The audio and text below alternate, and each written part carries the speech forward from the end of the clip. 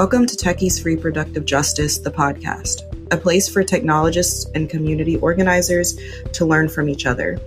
In this podcast, we'll explore security tips and operations security for organizers, how to help keep our movement safe online, the intersections and history of technology, reproductive justice, and other types of movement work, what organizing in the digital age looks like, and the pros and cons of technology and organizing. I'm your co-host, Azamare.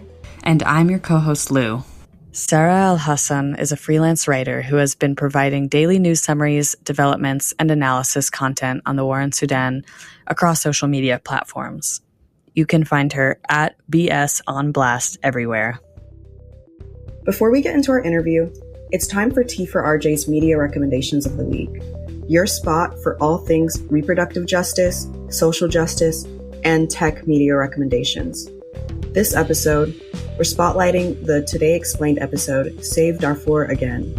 It explores the ongoing conflict in Sudan, drawing comparisons to the previous crisis, examining why it's receiving less media attention, and connecting it to Sudan's complex history.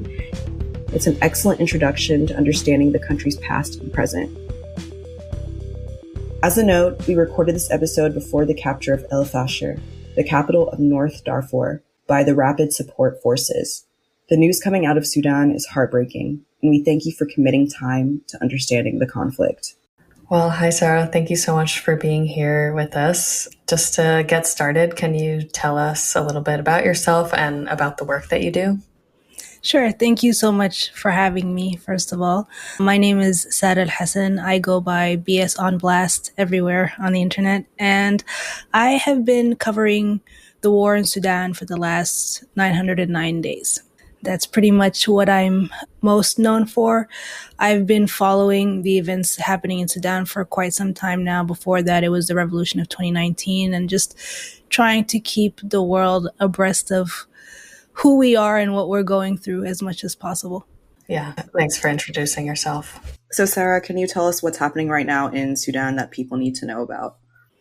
Yeah, right now we're going through the world's worst humanitarian crisis. That's what's being reported by all sort of expert agencies, experts, activists. After 2+ years, almost 3 full years of war now, we have, over 13 million people who have been displaced in less than 3 years. You have an unknown amount of people killed in the last 3 years, widespread violations of human rights, gender-based violence, any sort of violence you can consider against a population has happened in Sudan. Besides the fact that half the population is in dire need of humanitarian aid because of the war, because of certain areas being completely besieged, meaning that nothing is coming in, no food is coming in, no aid is coming in. You also have subsequent agricultural seasons that have failed because of the war. Besides, of course, the mass pillaging, the mass destruction of agricultural produce fields. Sudan has been going through a devastating 3 years, and it's a war that, is very difficult to present to the globe just because of the fact that African conflict is always painted as something that's either inherent to Africa, right? This just happens there, so it's no big deal, or it's mystified and made into some, overly complicated situation that nobody can understand or relate to, that is deeply unique to Africa and African people. And so, people are inadvertently told or made to understand that this is something you can dismiss because it's just too difficult to comprehend, to absorb. When in reality, it's just a byproduct of how our global systems unfortunately work, which is mass exploitation and, the oppression of people's voices. We're seeing that all over the world, and Sudan is no different. So unfortunately, the difference in Sudan is that we've reached a point of widespread continuous violence that, would be the result of years of oppression, years of exploitation, and years of struggle for power. Yeah, I really relate to what you were saying about how African conflict is just seen as inherent. My family's from Nigeria, and I think it was 2020 when the whole EndSARS movement was happening in Nigeria. And I feel like the only people we're talking about it are usually people who are descendants, or either their family is from Nigeria or they are. I feel like right. when I've been thinking about Sudan, I've been thinking about how like people are used to African suffering, and it just feels like people are like, yeah, that's the picture that's painted here in the West. So For sure. We are definitely dealing with pushing back against centuries at this point of indoctrination that Africa is meant to be poor, is meant to be in strife, is meant to be in conflict, and that African peoples are therefore used to it. So it's not something that affects them, and therefore should not be something that affects you, a person who is not directly involved or connected to Africa, because this is the baseline for them. I think fighting against that preconceived notion and then sort of cracking through to get the message, whatever little of the message passes through once you've cracked that, that wall has been very much an uphill battle. Yeah, and I think you're doing that work every day by telling people what's going on and really putting a human face to a lot of this suffering that's happening. Trying and I think, to.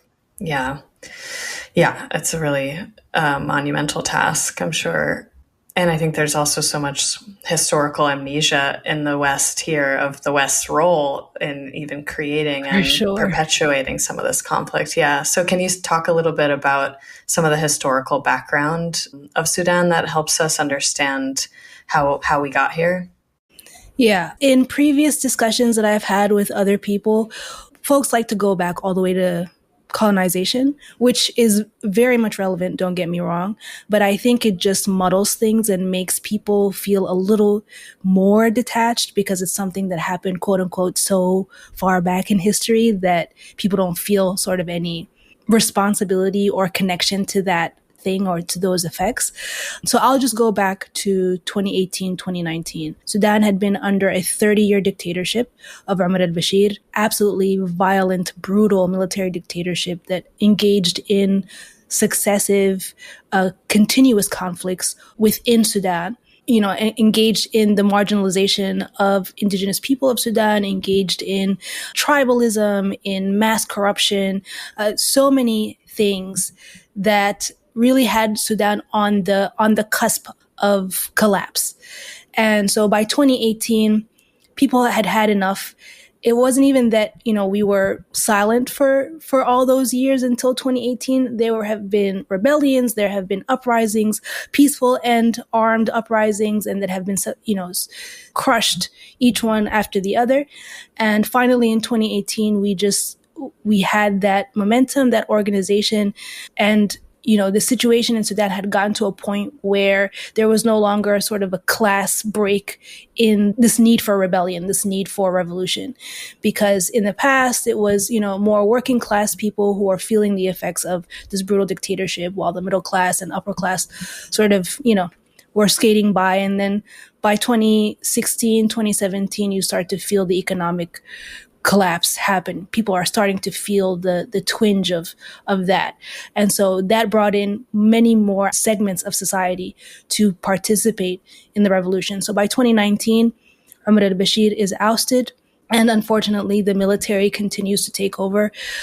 There are negotiations and a transitional agreement is in place. That transitional agreement was that this period of 4 years from 2019 would be for us to be able to set up the right environment for elections, right? And this deal was made between a civilian political bloc called the Forces of Freedom and Change and the military. And they agreed that during this 4-year period, 2 years would be led by the military and 2 years would be led, the subsequent 2 years would be led by the civilians. Now, fast forward to 2021, and it's time for the military to hand over to the civilians, and they decide, there's a lot at stake here for us. First of all, Sudan has not really been under civilian leadership since maybe the 60s, 70s. It's been just one military dictatorship after another. And the military has really become ingrained in society and in the economy, right? It has control over everything in the country. That's besides the fact that the military, like I said, was also engaged in various conflicts around Sudan, and therefore had a lot to answer for in terms of what they put the Sudanese people through. And one of the main demands of the revolution is retribution, is justice for all of those people who are marginalized, the people of Darfur who were genocided from 2003 all the way until almost 2020, the people of the Nuba Mountains who were also genocided from, I want to say, 2010 all the way until 2015. Then there's also, Sudan used to be the largest country in Africa. But because of successive civil war, also known, I think, as the world's longest civil war between the government in the north and South Sudanese SPLM, which is the Sudanese People's Liberation Movement, that ended up in secession, right? In South Sudan gaining its own independence.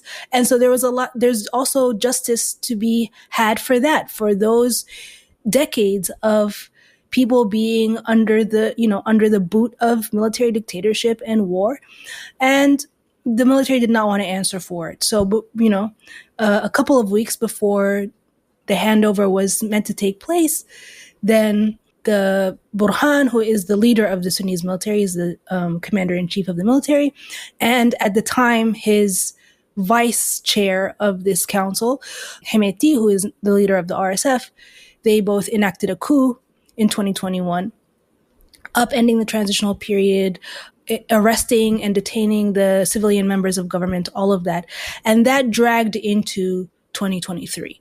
So you had Sudan in a place of not only political unrest, but also something that goes directly against the agreement of the revolution, this huge thing that the people were involved in, a huge nonviolent national movement that ousted a 30-year dictator, only for us to go back to square one with this, the military still in charge. And then you had the period from 2021 to 2023 where now Al-Burhan and Hemeti are at the top. They all have full control over the country, and now they are having a power struggle between one another. Once on the same team, and now they are, in a place where each one is like, well, actually, it's mine. I want it. Which leads us to April of 2023 when the war officially breaks out, and these two camps that were once one split and become enemies. The thing, and that's the thing that makes most people call what's happening in Sudan a civil war, right? There's all of these terms being thrown out on how to label this war, how to make it packaged nicely so that you can just take it and whatever connotation comes with that term that we plastered on the war, that's what you believe and that's it. But it's, nothing is that black and white. Things are always more complicated than that. Nothing happens in a vacuum either. During this entire period of the coup, and even before that, Sudanese activists, revolutionaries, civil society organizations were warning the world that, the military is not to be trusted. We have been through this for decades. We know what we're dealing with, and we also know what we want. And we want a purely civilian, democratic government and system. We don't want the military involved in politics in government anymore. But unfortunately, over the years of that, since 2019 until 2023, we were repeatedly told, aim lower. This is what's reasonable right now. This is the best that you're going to get. And of course, this is because of whatever interests or benefit that the international community had with dealing with the military.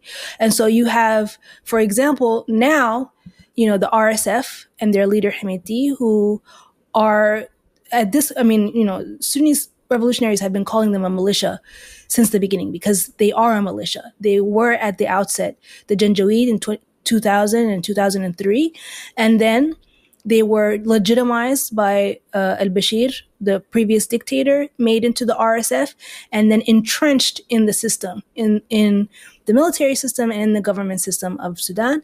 And now we're in a place where they are one and the same. And then as of April 2023, now suddenly they're the bad guys again. But we already knew that. We, the people, already knew that. And so you have like this faction, the RSF, that is being actively bankrolled by outside powers, the most clear of which, the main one being the UAE. So it's difficult to say that Sudan is a civil war because there are so many outside powers involved in what's happening. And it's difficult to say that the war happened because, you know, Sudanese can't get it together or Africans can't agree, because when when the people had a very clear stance on how they felt about the military, what they knew was going to happen, the fact that they were warning about an impending war because they knew these two generals would not be able to just amicably, split power, amicably rule the country, because they're unable to. Everything we've seen from them has been violence and destruction.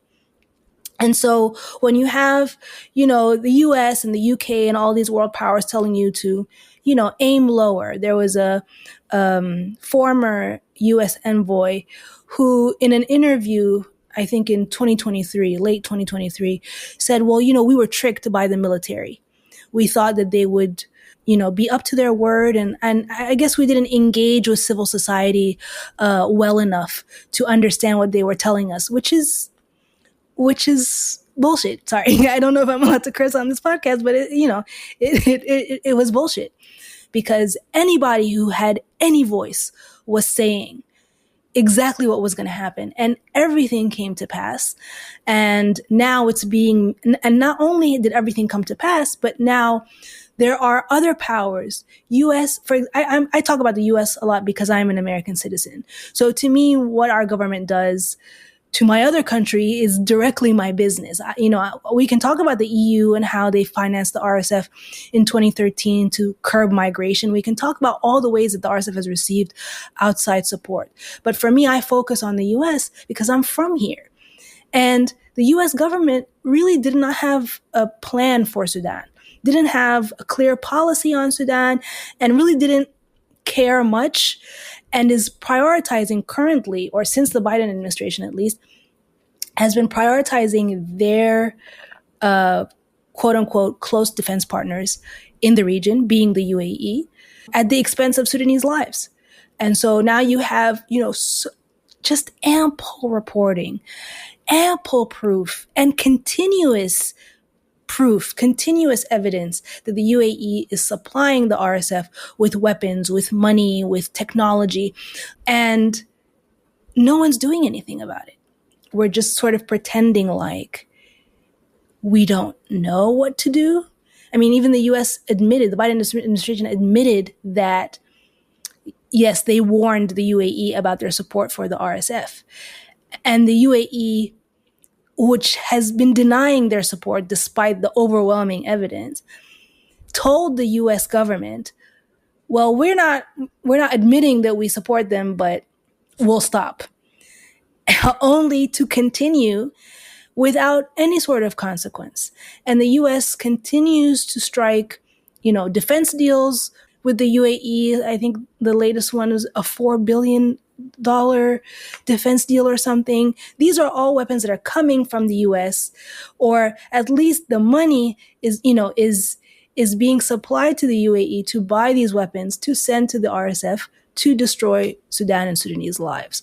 So, I mean, I'm not sure if I feel like I may have confused the audience a little bit. I went around in a big circle, but suffice to say, I mean, my point is that we're in a really dangerous predicament because we're in an environment, or we live in a world that needs everything packaged nicely. You need to have an elevator pitch of what your situation is. You need it to be black and white. You need it to be entertaining. You need it to be sexy. And you also need to show people how they are directly involved. Otherwise, they don't care. And we are in a situation where we're putting all this evidence on the table. Sudanese people are saying all of these things. They're making all of these connections, and they're still being ignored because, like we said at the top of this episode, the wall of preconceived notions on Africa and African suffering make it so that it's such an easy thing to fall back on, that nobody really wants to challenge challenge those notions and start to see how we're all connected. Nothing happens in a vacuum, and in our globalized world, nothing happens far from us anymore. Nothing is removed from us anymore. Yeah, thanks so much for that really comprehensive. Even just starting in 2018, like so much has happened, and something I'm really taking away from the bit that you shared is also that like Sudanese civil society always knew, and like the people always knew that it was happening, and still like no one came to help then, and now we're all seeing the really brutal consequences of that, and that's just infuriating. Yeah, I think also one of the things that proves this and also is really inspiring to me as a Sudanese person is that, a lot of the discussion has been, well, how long are we going to help Africa? How long are African countries going to be propped up by the rest of the world? How long are we going to be sending aid? These people are fighting amongst themselves and they need to get it together. And that can't be the world's responsibility anymore. And this conflict in Sudan has proven two things, if nothing else. One, that it is the responsibility of the world if the world continues to contribute to the destruction of countries like Sudan and the African continent at large. And two, Sudan never waited for anybody to come save them. If you look at the humanitarian field, the aid intervention that has happened to communities across Sudan, that has been provided to communities across Sudan for the last 2+ years, almost 3 years, you will see that Sudanese civilians are at the forefront. We were there on the ground before anybody else was. And when the war started, and organizations whose job and mandate it is to be in these kinds of conflict zones and provide this kind of aid packed up and left, Sudanese civilians were the ones who organized to provide aid, to provide medical aid, food, mental health support, reproductive health support, gender-based violence support, anything that we could. This obviously comes from a long legacy of the resistance committees from the revolution that turned into the emergency response rooms, who were nominated for a Nobel Peace Prize. I think this is their second year in a row being nominated. We weren't waiting for anybody else to save us. And in fact, we weren't waiting for anyone to save us before this war happened. We were ready to rebuild our own country, to determine our own future and fate, but we were not given the space to because of outside meddling, because of international powers that put themselves in this paternalistic sort of position of like, well, we know better. So, it's upsetting to me when we talk about Sudan, because there's so many things happening at the same time that are actively breaking these myths, right? They're busting these myths and changing the narrative. If you just looked at it, if you just knew it, your whole perception of what's happening would change. But people are not getting that view because we're stuck where we are in people's preconceived notions. The fact that people want to either call it a civil war or a proxy war or a counter-revolutionary war. Those are the three main labels sort of floating around right now. And each one has its truth to it, and each one has its camp, the people who say, no, it's just this or it's just that. If you look at the international media, it will always call it a civil war or a civil conflict. But if you talk to Sudanese people, they'll tell you it's a proxy war, because of the UAE's involvement and other countries' involvement in this war. And if you talk to the revolutionaries, they'll tell you this is a counter-revolutionary war, because the only reason this war happened is because of the revolution, is because we took back our power, and they were in a place where they were now being not only challenged, but facing consequences of decades of abuse, of decades of oppression, of decades of mismanagement and corruption. And so, to me, I say it's all three. Why can't it be all three? It's happening on soil in Sudan between two Sudanese forces. We can argue whether that is true or not because, of the reports that the RSF is using foreign mercenaries from all over the world to fight alongside them in this war in Sudan. But even if we put that aside, even that, though proven, even if we put that aside and say that, yes, this is a civil war happening between two Sudanese factions, it still does not dismiss or discount the very real fact that it is a proxy war, because one faction for sure is getting just overwhelming amounts of support, to the point where the UN has declared, that the UN fact-finding mission declared, if the support stopped to the RSF, the war would end. So there's that. And there's also a counter-revolutionary war because of all the reasons we stated before. All three things can happen at once and make sense and be real and factual. But it's hard to present that to people because of how little folks know about Sudan in the first place. Even going back to, like, in this breakdown where I go back to the revolution of 2018, 2019, if you don't know what Sudan was going through before that, if you have no frame of reference for where Sudan was at that time to elicit or to create, to catalyze such a movement as a revolution, then you're still without context. Then no matter how much I explain, it'll still be in a vacuum to you. It'll still be incomprehensible to you. So it's just been, like I said, it's been very, very difficult to get people to see the full picture, because at some level it requires effort on the individual's part to sort of seek out, that information, that further context that puts everything in place for them. I really appreciate how you said, like, the language that we use when we're talking about this is really important, especially in how it shapes the narratives and how people who are just maybe casually seeing what's happening will understand, and how it shapes how we understand what's going on. I think that's really important. So thank you for, like, adding that.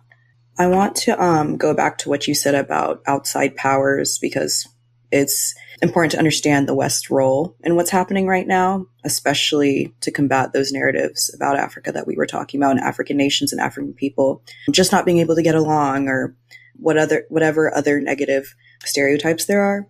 But you've already kind of touched on this, but in what other ways has the U.S. government and U.S. corporations been complicit in fueling and prolonging what's going on? Mm-hmm.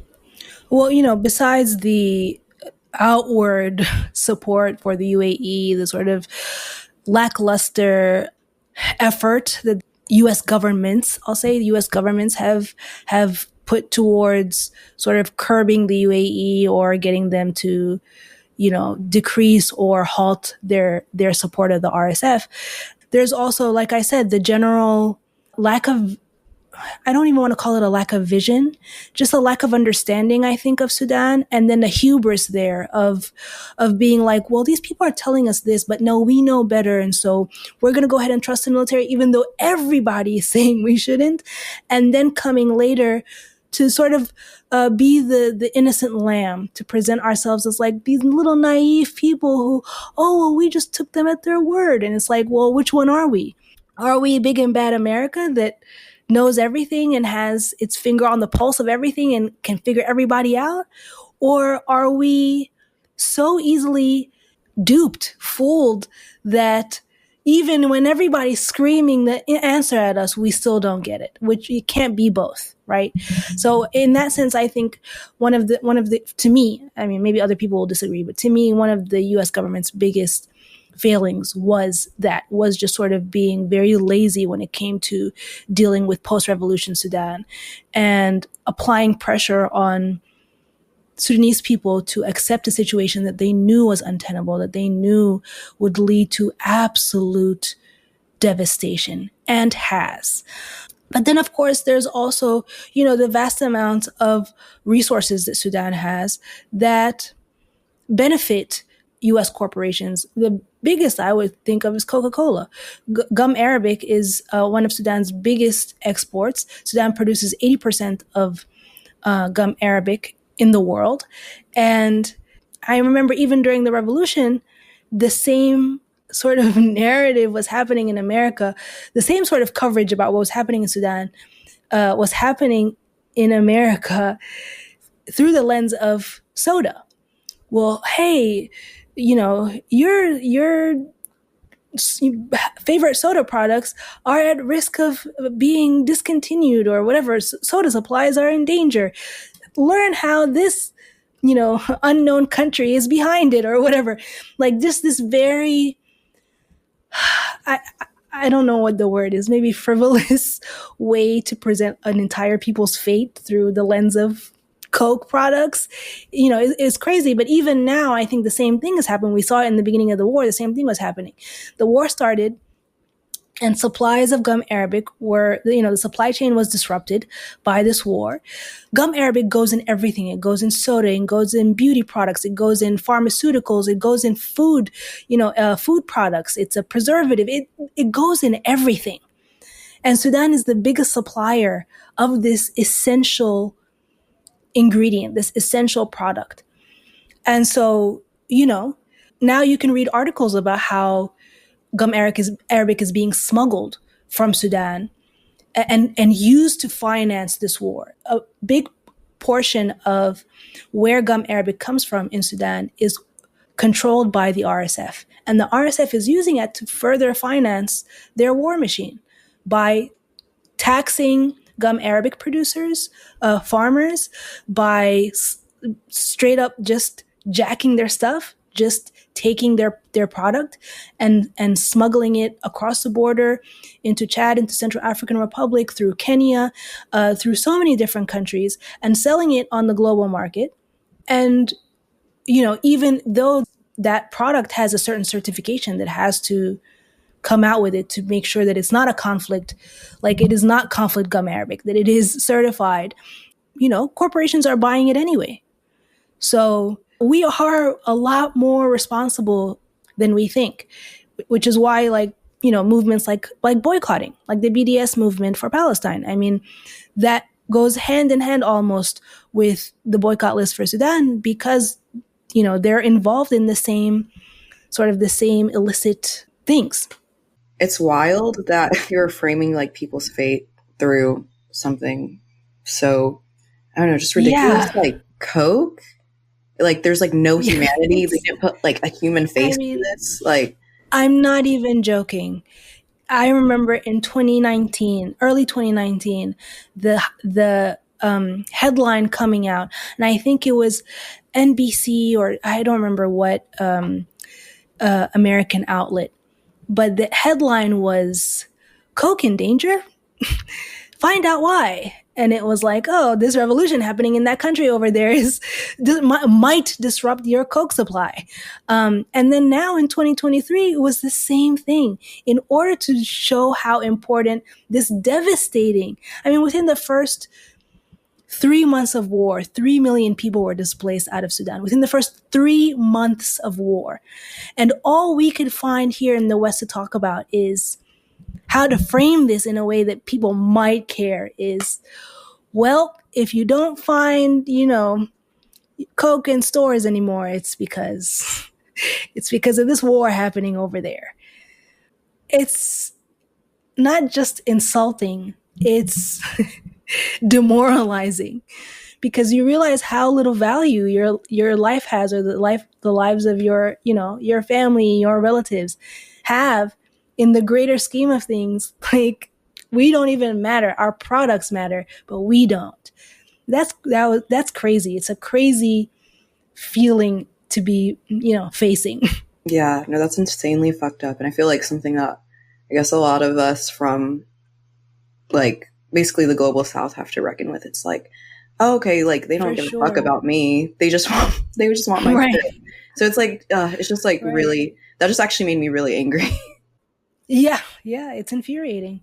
It truly is. Yeah, it's really, it's just depressing, infuriating, all the adjectives. Yeah, I was just Googling the gum Arabic thing, and yeah, all of those headlines are just like, why this war is important to talk about, and it's about the global supply chain and not about the millions of people displaced, or like, yeah. And I even came across an article recently that was talking about, using that same framing for Sudan and Congo. Like, here's why you should care. Your batteries come from there. And it's just kind of like, wow, I don't even know what to say to this. Like, we've reached a very low point in humanity. where we have to link people's, worth, human lives, their worth to things or things that we consume. Yeah, it's I guess crazy. That's capitalism. Actually, I'm like, I guess I'm not super surprised, For sure. but I'm still really mad about it. Yeah, I feel like a moment like this is when you can really see like the dehumanization so clearly, and like how we've just been trained, as we often end up talking about on this podcast, like to think of each other as separate when we're really all connected, and the dehumanization that's required to keep all this, all these systems going. Like when it's so revealed in a moment like this, it's really mind numbing. For sure. Well, I am curious to hear you talk about also the like reproductive justice implications of the conflict, since we are Techies for Reproductive Justice, the podcast. And, we think of like the whole reproductive justice framework as the human right to raise your children in a healthy and safe environment and to control your future. And we can see, you've already talked in a lot of ways of how that's being severely limited for the Sudanese people right now. But do you want to talk any more about how the crisis impacts reproductive care, maternal health, or access to contraception and any type of reproductive care? Yeah, I think that's a really important discussion to have within the context of what's happening in Sudan, because of not only the fact that, the healthcare system has collapsed it was already fragile to begin with, and this war has just caused a complete collapse in the healthcare system. At one point in time in the last 3 years, 80%, and I think at this point it's still like 70% of healthcare facilities in the conflict zones are completely out of service. So people's access to any sort of healthcare within that reproductive healthcare is almost non-existent, certainly incredibly difficult. And if you think about areas where the conflict is still raging, like in the Darfur region, in North Darfur, if you think about the siege of Al-Fashir, a city that has been besieged for, I want to say almost 600 days now, certainly over 500 days, where people have lost access to basic food, let alone medicine and, medical supplies, healthcare. It's an absolute catastrophe. But besides that, it's also because rape and sexual assault have been such an element of this war, that have been used as a weapon of war, and that women and children are among the most victimized and the most marginalized. In the last 3 years, it becomes an even bigger disaster. Women and girls, young girls who are being sexually assaulted, who are then, either in places that are inaccessible to get health care or to get proper sort of aftercare, proper mental health care. But then you also have subsequent pregnancies, or even women who are pregnant, people who are pregnant who are either in a raging conflict zone, are trying to escape, or are trapped in a place, like I said, with no facilities, with no health care, with barely any food, with barely any potable water. They're in dire conditions, and are now facing, their lives at risk, the lives of their babies at risk. It's been a situation that doesn't get enough coverage, in my opinion. We talk a lot about gender-based violence in this war, but we do not talk about what that looks like on the ground. And it's indescribable. It's indescribable. I mean, the reports that I have seen, the folks that I know who are active in this field, are just describe absolute horrors. And then you have to also contend with the fact that Sudan is a very conservative society. And so all of the shame and stigma that is attached with going through a sexual assault, being assaulted in this way, and having to balance that with getting a person care, and not only getting a person care, but also getting a person care within the context of active war, is just, it's a perfect storm. And it creates, like I said, people, thousands falling through the cracks of either not getting the right healthcare, not being able to be given the right healthcare because of a lack of supplies, or just simply not having access to it because of that stigma and shame that their families or their community might be going through. There was a point in time where women were making pacts in Sudan in 2023, end of 2023 and 2024. Women were making pacts to commit suicide rather than go through the possibility of being raped or sexually assaulted. And so it's been one of the most devastating. I mean, at this point, there's so many things about this war that have been just completely devastating. But what has been happening to women and children across Sudan, gender-based violence in this war, and the after effects of it, the very lasting after effects. We're just talking about the immediate effects right now, but even considering what that will look like in the future, what this kind of crisis will create in terms of an issue in the future is very, very overwhelming to think about. Yeah, thanks for touching on that and that impossible bind that people face and the shame that comes with an already horrific event. Yeah, and what happens, right, like you said, like one day, like the war will be over and still the trauma will be left after. Yeah. I mean, I know of a lot of, even if you think about simpler things like period care, there were specific campaigns being organized by Sudanese groups and activists to provide women and girls with period products, because they were, not only were supply chains disrupted and things weren't being brought into Sudan, but RSF soldiers were they were looting or confiscating period products from women, pads to use to treat their own wounds as like bandages. So you're leaving women and girls with nothing. And the effect of that is you have thousands of girls who have contracted infections and had all of these different complications and developments because of the lack of pads, because of the lack of clean water with which to, it's been really, really deeply impactful.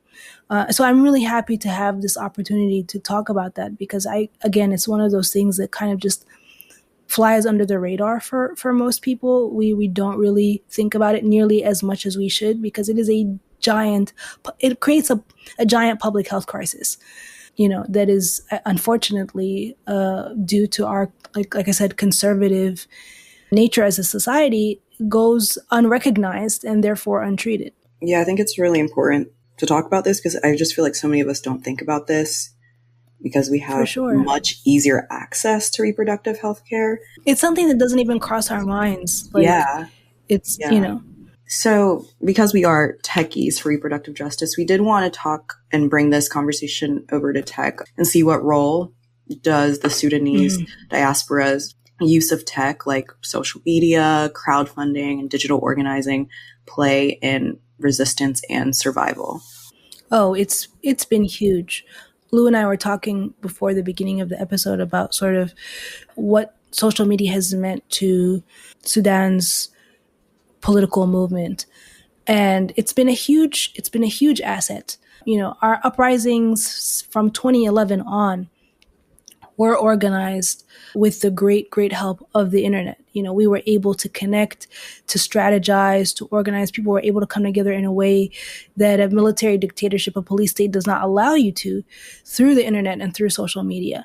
And spreading the message of protest and revolution through social media has had a huge impact. And then, of course, supporting the work on the ground by having diaspora networks from all over the world tap in and, use their connections and their resources to support the work that's being done in Sudan has also been a huge thing. I think without social media, I definitely would not have been able to spread the message of what's happening in Sudan. I wouldn't have been able to do, 80% of the work that I do now.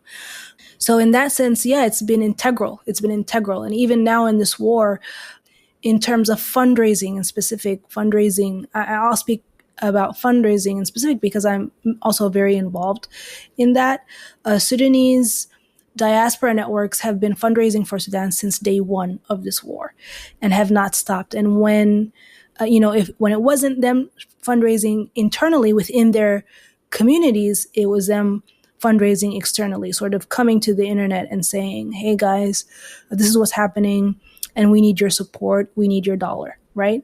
So in that sense, it's been great for funding community kitchens, for funding health centers and health facilities. And people have done that in different ways. Diaspora communities have organized for, their respective community in Sudan or their respective region, city in Sudan, or even just in general. There are organizations like Sudan Solidarity Collective out of Toronto, out of Canada, that has been doing incredible work. I think raised over, at this point, should be at least $1 million Canadian dollars for emergency response rooms and community kitchens across Sudan. These are the people who are on the front lines on the ground, who are treating people, providing healthcare, providing mental health support, providing food, organizing to get communities potable water. These are the sort of volunteers that are the volunteer networks that are doing that on the ground are called the emergency response rooms. And organizations like Sudan Solidarity Collective, like SDN Network here in the US, so many of them. And organizations as well that are working on the ground, but have people who are based elsewhere who are doing, this awareness and fundraising work. There are so many just grassroots initiatives without whom the death toll would be much higher, without whom the devastation would be much, much worse. As bad as it is now, I think without this network and this connection between diaspora and local, Sudan would have been a much bigger disaster than it is now. Sudanese diaspora networks have been carrying Sudan for the last 3 years, and Sudanese on the ground have been carrying their communities for the last 3+ years. I mean, even going back to during the revolution, during COVID lockdown, people were, these same networks, these same sorts of grassroots groups were taking care of their communities, providing cooking gas and water and bread and all sorts of things in the absence of a government that can or is willing to provide those services. So yeah, social media has been huge for us. It's been a way for me to share news about Sudan, but also to collect news about Sudan. There would have been no way for me to communicate with family, friends, activists on the ground had it not been for the internet, had it not been for apps like, these like social media apps, because, there was even now, like, so many parts of Sudan are cut off because of lack of telecom services. But a Starlink device that somebody borrowed or someone is facing danger, renting from an RSF member to send a message outside, that's the way that people are connecting. The internet has been a lifeline for people, which is why, the lack of telecom has been such a huge issue for people organizing and for people on the ground. Even in the, within Sudan, one of the biggest issues, maybe I want to say now not so much, but certainly the first 2 years of war, was a lack of cash. The RSF mass looted homes, government buildings, banks, companies, anything you could think of, mass looted. And so looting the banks also meant looting the cash. And so people didn't have cash. So how were they paying for things? How are they paying for food? How are they paying for, healthcare? They were paying through the banking app Bangkok, which is a local banking app that allows people to send and receive money through their bank accounts digitally without having to deal in cash. So without the internet, you can't access that. And this is also the way that people from outside of Sudan send money to their family, friends, activist networks, emergency response rooms. If there's no internet, I can't receive this cash. There's nothing I can do. And so it's just, like I said, it's been integral, but it's also been used as a weapon because of how essential it's been. I'm remembering what you were saying about sending funds. That's a big part of, like, during the NSARS movement in Nigeria, that was like a huge thing, was being able to send funds over. And without those tools, like, I'm like, I don't know how anyone would have ever gotten any type of funds. For sure. And when you think about Sudan being a sanctioned country, meaning that we're completely outside the global banking system.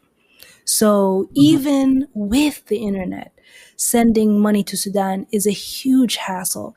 It requires so many loops to jump through and hoops to jump through in order to be able to get that cash there. So when you cut off the internet, when you cut off telecom, you're effectively, you're sentencing people to death. You're literally starving them or preventing them from getting, emergency health care, and you're sentencing them to death, truly. Yeah, these sanctions, I'm like, just the sanctions of different countries, it's like the main people that are being affected are the citizens, like not necessarily like the leaders of those countries. I mean, they can leave, they can do whatever they want. They have access to shit. So, right. Yeah, it was just making me think about that. But I think it's really cool to see how social media has been used to help spread the word.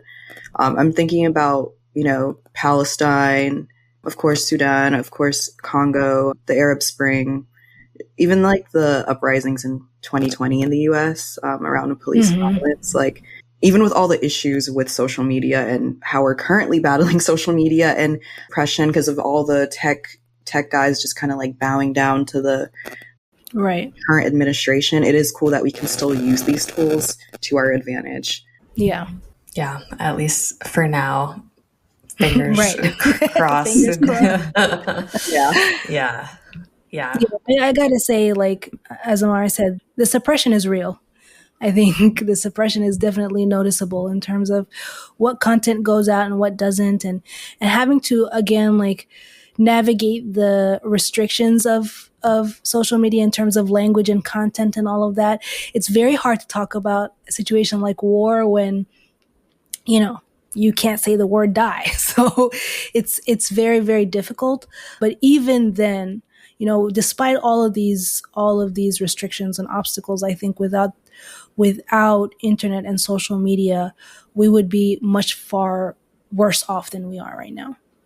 Well, we've talked about a lot of really disheartening and devastating things. And I really, thank you for giving us so much information and making it a lot easier to find information and places to go to support. And I'm wondering what keeps you motivated to continue giving these daily updates like you do, to continue doing this really important work, even when things get really hard? It's a hard question to answer. I think a part of it is I don't have a choice. I think, like, this is life or death. And so there's no option to be apathetic. There's no option to be sad, even, honestly, because it's life or death. But something that really keeps me motivated is, as much heartache and as much difficulty as we go through in the diaspora organizing and doing this work, it's nothing compared to what Sudanese people are doing on the ground and Sudanese volunteers. If you look at the emergency response rooms and the people who are involved in these emergency response rooms, who are youth, the youth are the ones who came together and sprung to action on day one, literally on day one of the war. It did not take time for people to come together and start making an impact. And the fact that they've been doing this for 3 years straight, despite threats against their lives, not just from living in conflict zones or in war zones, but also because they are targeted by either the Sudanese military or the RSF.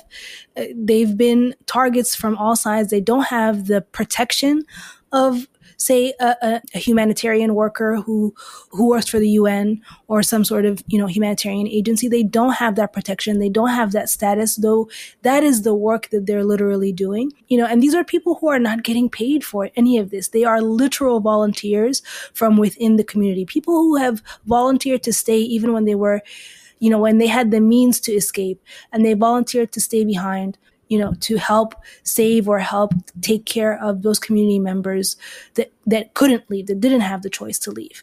Those volunteers, their level of organization, their level of determination, and their the work ethic that they put in despite all of this trauma that they are actively experiencing and continue to experience is something that makes me, every time I feel like, oh, I can't do this anymore, I just think about them and I'm like, buck up. Like, you are not allowed to complain because, these are the true heroes. And I think, that's why when they were nominated for a Nobel Peace Prize, a lot of us Sudanese were very, very excited despite the controversial nature of the Nobel Peace Prize. You can argue that it really doesn't mean anything, but it's because we believe that they exemplify that. I have never been as much in awe or an inspiration of a group of people as I am of these volunteers, because they span the country, they span, all different age groups, socioeconomic backgrounds, tribal backgrounds, and nothing has separated them. Nothing separates them. They've come together truly for the good of the country and nothing else, for the good of their neighbors and their community and nothing else. And that's something that is just so rare. You don't see it. And it really is a huge injection of like power and inspiration and motivation. Yeah, thanks for sharing that. I hope we can all learn from their example and take some of that, steadfastness. I always think of the Palestinian word samud, and it's the steadfastness that is required from people facing oppression, and how I hope we can learn from their example here in the West, where we're not as directly impacted as so many people are. Yeah, it really hit me when you were like saying earlier, like, this is not a choice for you. Like, this is something you have to do. It's not like a hobby. You can't just be like, okay, peace, I'm going to do something else. Right. It's real life. Yeah. I really relate to that. So thank you for sharing. Thank you so, so much for joining us and spending some time giving us so much really important info. Yeah. Thank you for having me. I really loved this. So yeah, appreciate you. Thank you so much. This episode was brought to you by Techies for Reproductive Justice, a project of the Digital Defense Fund. Your hosts for today's episode were Lou and Asmare. Thank you to our incredibly incisive editor. And thank you to Sara for sharing her story with us today. If you appreciated what you heard, stay in touch with us by subscribing. Do you want to become a member of T4RJ or have ideas for future episodes? Check out our website, techies4rj.org, to learn more and send us a message. Again, that's techies4rj.org. Our theme music is Beauty Flow by Kevin MacLeod at incompetech.com. The song is licensed under Creative Commons by Attribution 4.0 license. And thank you to all of our listeners. We are grateful to be in this movement together. See you on the internet.